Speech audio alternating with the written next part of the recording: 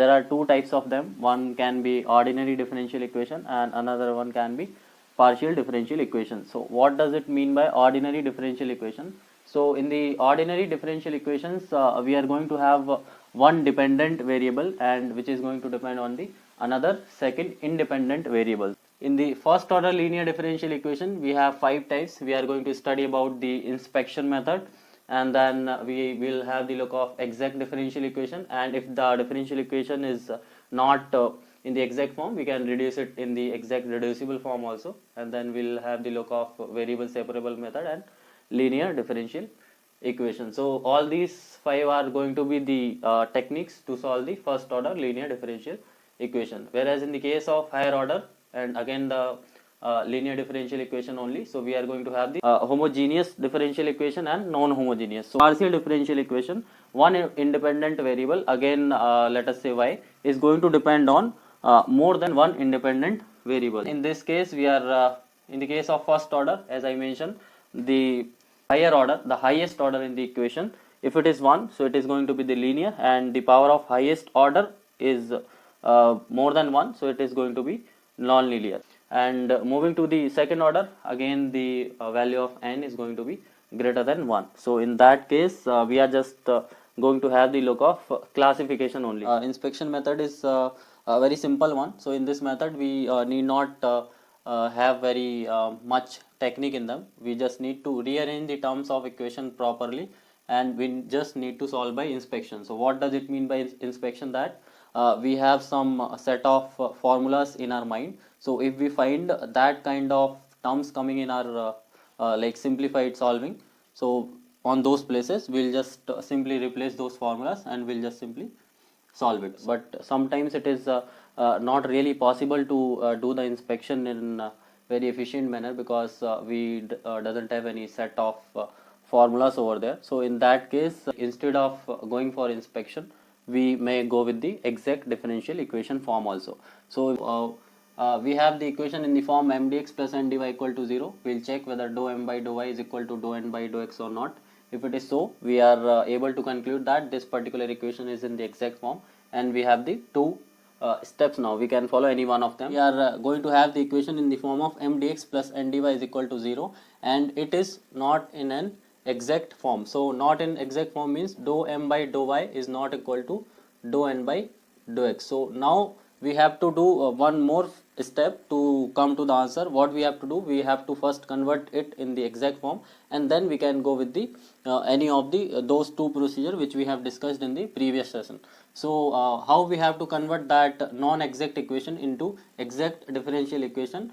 We have to multiply by a suitable function of x and y. So that suitable function of x and y, we are going to call it as integrating factor, and by doing so we will be able to convert it in the exact form. So only one more step we have to do. We have to convert the non-exact differential equation into the exact differential equation form. So if the equation is given in the form m dx plus n dy is equal to 0, or by rearranging we can write it as m plus n dy by dx is equal to 0. And if it is possible to express this particular differential equation, dy by dx is equal to f of x divided by g of y. So there should not be mixing of x and y. So numerator divided by denominator should be purely of function x and y. So in that case, we can cross multiply this equation. So gy dy is equal to f of x dx, we can write it as, and doing the integration both the sides, we can get the solution as gy dy integration is equal to integration of f of x dx plus c. So this is going to be the solution of our differential equation. And in this one, we are going to have one standard form of our first order linear differential equation. It is going to be in the form of dy by dx plus py is equal to q. And if we are seeing this particular expression in front of us, how we are going to come to the solution? So the terms we have taken as dy by dx, so p and q are going to be the function of x. And if we are seeing this particular expression in front of us, directly we can write the solution as y integration of e power p dx is equal to integration of q e power integration p dx plus c. And this is the direct solution. We need not do any calculation if we are seeing this particular expression. Proceeding further, In the case of general form of equation, that can be converted into linear equation. So it is quite possible that we are not going to get the equation directly as dy by dx plus px is equal to q. So sometimes we have to convert it in this particular form. So if we have equation something like this, f dash y dy by dx plus p f of y is equal to q. So to convert this in this particular format, we have to convert put f of y is equal to z, and if we differentiate both the sides, so f dash y dy by dx is equal to dz by dx. With respect to x, I have differentiated both the sides, so this particular term you can feel it as dz by dx. So this equation will be converted as dz by dx plus p z is equal to q. And now if you compare both these equations, we have the similar kind of format. So and instead of y, the solution will be z e power integration of p dx is equal to integration q integration p dx plus c, and p and q will be the function of x only, because in the denominator it is x only. So once we get the solution in terms of z, so again we'll have to convert it back in terms of y, because f of y we have put it as z. First order linear differential equations, we had the value of n is equal to 1, and the power of the highest order is also going to be 1. So n equal to 1 means first order, and linear means the degree is going to be 1. So we had the discussion on this type of problems, dy by dx terms only. So differentiation of y with respect to x only once, and also the power of this particular highest order is also going to be 1 only over there. So in that case, we had the discussion on 5 methods.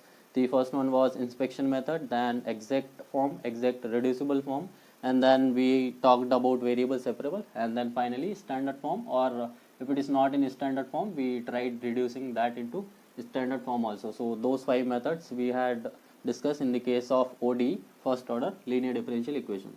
So in this session we are going to talk about higher order linear differential equations. So higher order means the value of n is going to be greater than 1. So we are going to have the terms as d2y by dx2 or d3y by dx3.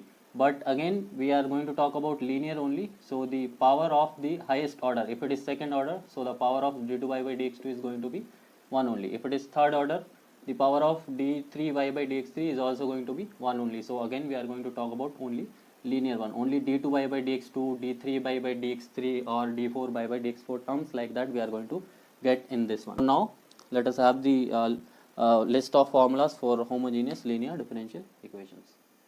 So if we have homogeneous linear differential equation of type f of d into y is equal to 0, because if it is 0 then only it is homogeneous. If this capital X is the function of x, then it will be non-homogeneous linear differential equation. So as of now, as we are talking about homogeneous linear differential equations, we have this auxiliary equation f of d is equal to 0. Further, after calculating the roots, we are able to understand that if the roots are real, complex or irrational, what terms we are going to get. So in the case of real roots, we are going to get the exponential terms, like if the roots are a, b and c, we are going to get the terms like e power ax, e power bx and e power cx, and in the multiplication the arbitrary constant will be c1, c2 and c3. And in the case of complex, if we have the roots like alpha plus iota beta and alpha minus iota beta, so this is nothing but a and this is nothing but b. So in that case, the real part going to give us the exponential term e power alpha x, and the real part imaginary part beta is going to give us the trigonometric terms cos beta and sin beta. So we wrote the solution something like e power alpha x, and inside c1 cos beta x plus c2 sin beta x. And if we are getting the root something like a plus alpha plus root over beta, and b is equal to alpha minus root over beta. So in that case, again this alpha term is going to give us the exponential terms e power alpha x, and this irrational term root over beta are going to give us the cos hyperbolic root over beta and sin hyperbolic root over beta. So this strategy we have to keep in mind, that if we are getting real roots means exponential term, and complex root means real part and imaginary part both are there. So real means exponential and imaginary term is going to give us the trigonometric function cos beta and sin beta. And in the case of irrational, alpha plus minus root over beta, so alpha is going to give us the exponential term, and root over beta is going to give us the hyperbolic terms. So that we have to keep in mind. So that was our basic concept. So in the previous case, when capital X is 0, that part we called it as complementary function. I did not tell that before, so I am telling now. That thing whatever we have done till now in the case of homogeneous linear differential equation, that is complementary function. And now in the case of capital X is non-zero, is the function of x, and we are going to write the solution as particular integral. So that part was complementary function, and this is going to be particular integral. So in the first case, capital X was the function of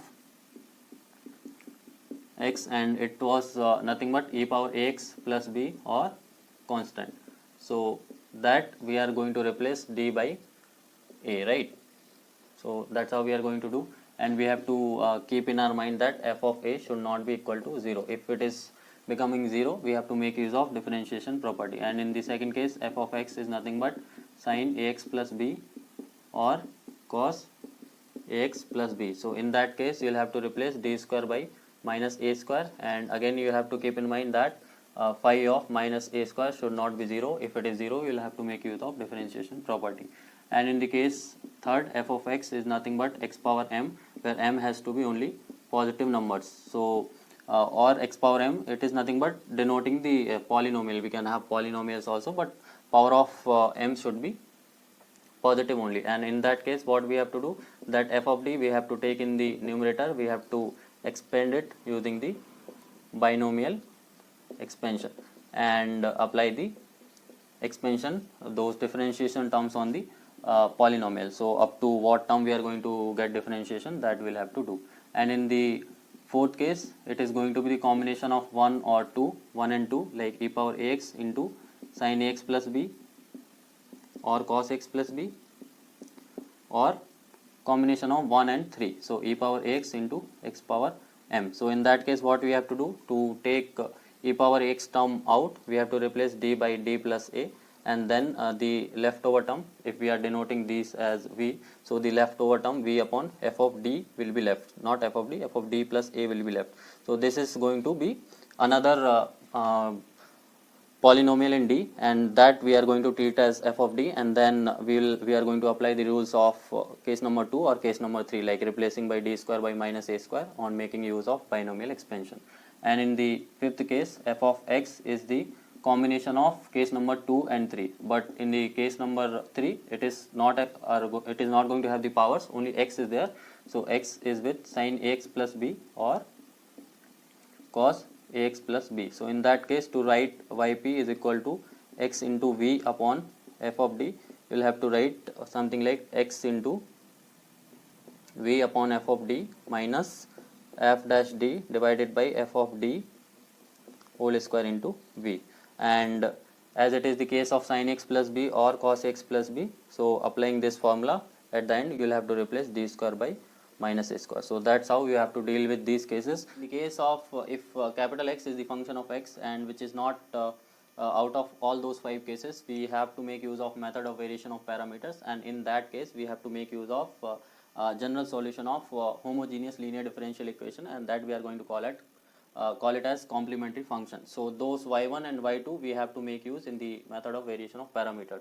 So the particular integral we can write as a y1 plus v y2. So these y1 and y2 are going to be same only these a and b we will have to calculate. So for that we'll have to make first Wronskian determinant, that is nothing but determinant of y1 y2 and the y1 dash and y2 dash. So those y1 and y2 we are getting in the complementary function, we'll have to take them as it is, and in the second row we have to differentiate them once. So this is going to be named as Wronskian determinant, and the calculation of a and b is going to include integration of x. This x now it is going to come into picture, because we are going to calculate the particular integral solution part. So x into y2 divided by this Wronskian determinant, whatever we are going to get out of this, that we have to make use here.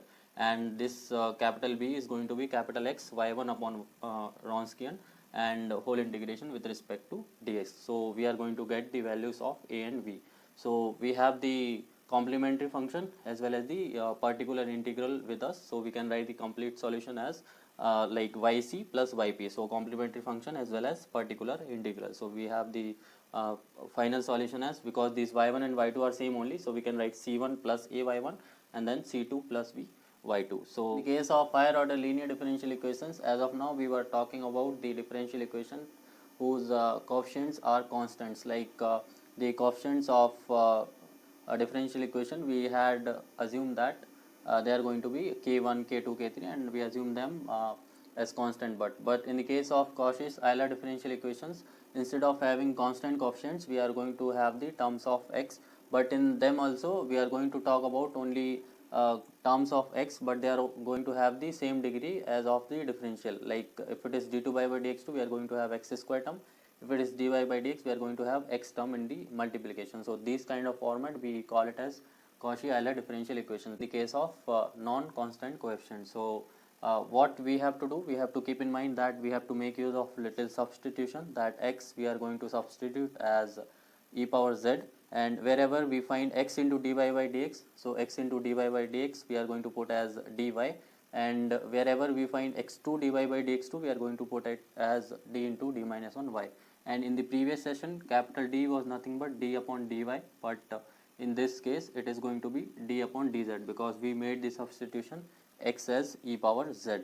Partial differential equation. So in the case of partial differential equations, as I said in the introductory video, that in the case of partial differential equation, one dependent variable, I am assuming it as z, it is going to depend on two or more than two independent variable. So in our case, we are going to talk about only two independent variable, where one dependent variable is going to depend on x and y. So we are going to talk about first order partial differential equations and second order partial differential equations. We can form the partial differential equation of first order by two methods.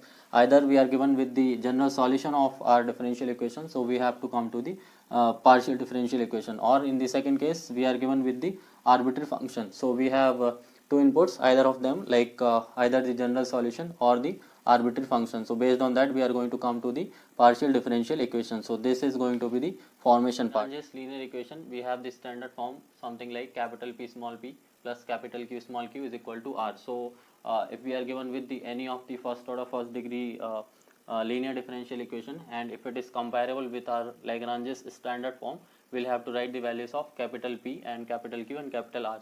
And now we have to write the general solution. So how you are going to do that? So we have Lagrange's auxiliary equation. You have to write it in the format dx upon capital P, dy upon capital Q, and dz upon capital R. We are going to form three different equations. So either of two we can take simultaneously, and then we'll have to write the solutions as u of x comma y comma z is equal to c1 and v of x comma y comma z is equal to c2, because we are going to get the solutions in terms of x, y and z. So that x, y, z, the function, we are going to call it as, in the first case u and in the second case v. So the general solution going to come out as f of u comma v is equal to 0, and that we are going to call it as arbitrary function. If we are unable to consider any two ratios, we are going to extend our concept little further, and we are going to call it as Lagrange's method of multipliers. So what we have to do, we have to do little modification in this particular Lagrange's auxiliary equation to come up with the solution. So we have one more equality as p1 dx plus q1 dy plus r1 dz divided by p1 p plus q1 q plus r1 r, and the denominator we are going to make use to select the multipliers p1 q1 and r1, and the numerator thing we are going to make use to come up with our function u of x comma y comma z is equal to c1 and v of x comma y comma z is equal to c2, and we are going to write the arbitrary function as f of u comma v is equal to 0. So that is how you have to deal with the problem in the Lagrange's linear standard equation, or Lagrange's method of multipliers. Non-linear partial differential equations of first order higher degree, and in the standard form we had the discussion of four standard form. So standard form number 1, it is going to be function of p comma q is equal to 0. So the substitution will be p is equal to a and q is equal to b, and solution we are going to write it as z is equal to ax plus by plus c.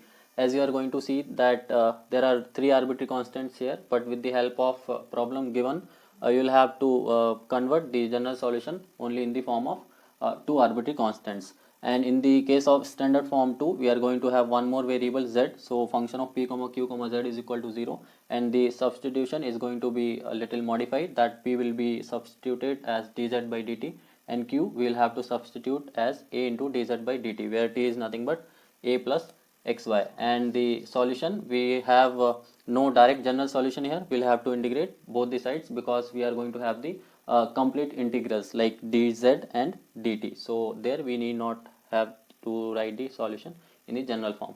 So, and in the case of standard form 3, it is going to be the equation in the separable form of f of x comma p is equal to g of y comma q. So we'll have to equate that as a, and a is nothing but a constant, and then we'll have to solve these two equations individually, and we'll have to get the answer in the form of p is equal to something and q is equal to something. And finally the general solution z is going to be the integration of dz, and that is going to be integration of p dx plus integration of q dy, and this p and q we are going to get from after solving these two equations. And the final form, standard form 4, it is nothing but Clairaut's equation, and we have the direct standard equation as z is equal to px plus qy plus function of f of p comma q.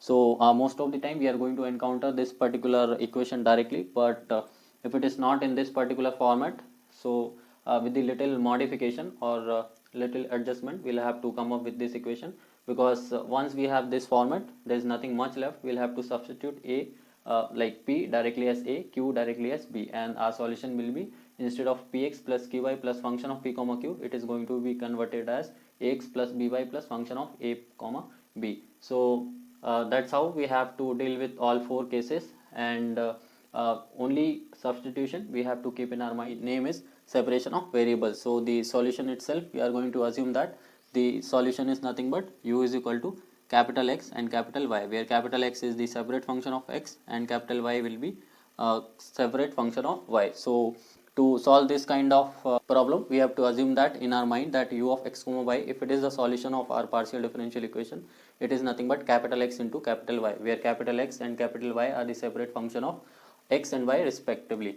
So we can have the benefit out of it, that we can write the terms dou u by dou x, dou u by dou y, or if we have the terms like dou to u by dou x2, dou to u by dou y2, or dou to u by dou x to y, so we have the substitution with us. So by making use of that, we have the form, and then we can substitute it as equal to k, and by separating the variables we can come up with the solution, and then making use of the initial condition or the condition given with us, we can come with the exact solution. Last topic of partial differential equation, and with this we are going to complete our differential equation topic also. So the topic is the classification of second order linear partial differential equations. So multiplication of r is nothing but a, and the multiplication coefficient of s is nothing but b, and the multiplication coefficient of t is nothing but c. So based on b square minus 4ac, if this particular term is less than 0, we are going to have the shape of solution as ellipse, and if b square minus 4ac is equal to 0, then the shape of solution will be parabola, and if b square minus 4ac is greater than 0, then we are going to have the hyperbolic shape of solution.